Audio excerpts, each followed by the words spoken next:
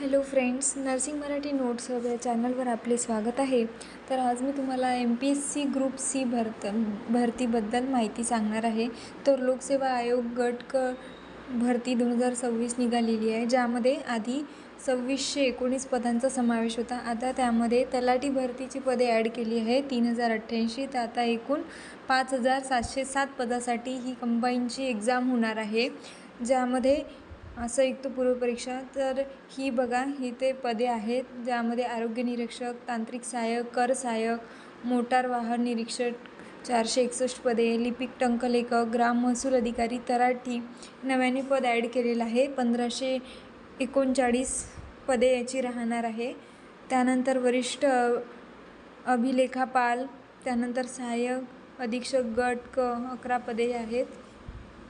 सहाय्यक मत्स्य व्यवसाय विकास अधिकारी 554 पदे, त्यानंतर लिपिक टंकलेखक 155 पदे, लिपिक टंकलेखक नोंदणी मुद्रांक विभाग 339 पदे. असे आधी 2619 पदे होती. आता 3088 नव्याने पदे ॲड करून 5707 पदासाठी ही जाहिरात प्रसिद्ध केली आहे. तर ही शैक्षणिक पात्रता दिली आहे. पहिल्या पदासाठी इंजिनिअरिंगची पदवी पाहिजे आणि दुसऱ्यासाठी पदवीधर. त्यानंतर अशा प्रकारे शैक्षणिक पात्रता इथे सांगितलेली आहे, जिथे की आपण बघू शकतो. तुम्ही वरती स्क्रोल करून बघू शकता. व्हिडिओला बॅक घ्यायचं आणि कोणत्या पदाला कोणती शैक्षणिक पात्रता आहे ते तुम्ही इथे बघू शकता. नंबर वाईज दिलेली आहे. त्यानंतर वयाची अट जास्तीत जास्त 38 वर्ष दिली आहे. खुला प्रवर्ग 350 रुपये फीस आणि अनाथ असेल तर 294 फी. ऑनलाईन पद्धतीने तुम्हाला इथे अर्ज करायला सांगितलं आहे. त्यानंतर 17 तारीख ही शेवटची तारीख होती, त्यामुळे नव्याने पद ॲड केल्यामुळे आता 5 ऑगस्ट ही अर्ज भरण्याची शेवटची तारीख आहे. त्यानंतर पूर्वपरीक्षा ही 25 ऑक्टोबरला होणार आहे, जिथे की 27 ऑक्टोबरला सांगितली होती. आता ती 25 ऑक्टोबरला होईल. तर अशा प्रकारे ग्रुप सीची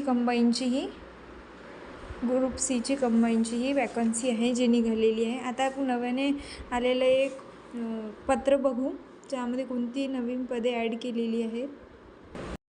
तर हे ते परिपत्रक आहे, ज्यामध्ये महसूल व वन विभागामध्ये 1539 जागा तुम्हाला इथे दिसत असेल. संवैधानिक विद्यापीठाची कोणत्याही शाखेची पदवी इथे तुम्हाला क्वालिफिकेशन लागणार आहे. त्यानंतर राज्य ग्राहक तक्रार निवारणच्या विभागांतर्गत वरिष्ठ अभिलेखापाल, वरिष्ठ लिपिक गट अभिलेखापाल गट क ची इथे जागा दिसत आहे. इथे पण कोणत्याही शाखेतील पदवी पाहिजे. त्यानंतर सहाय्यक अधीक्षक गट क कोणत्याही शाखेतील पदवी तुम्हाला इथे लागणार आहे. एकूण 11 पदे आहेत. त्यानंतर इथे सहाय्यक मत्स्य विकास अधिकारी ग्रुप सीसाठी 254 पदे इथे तुम्हाला दिसत आहे, ज्यामध्ये मत्स्य विभाग विषयातील द्वितीय श्रेणीतील पदवी धारण करणे आवश्यक आहे.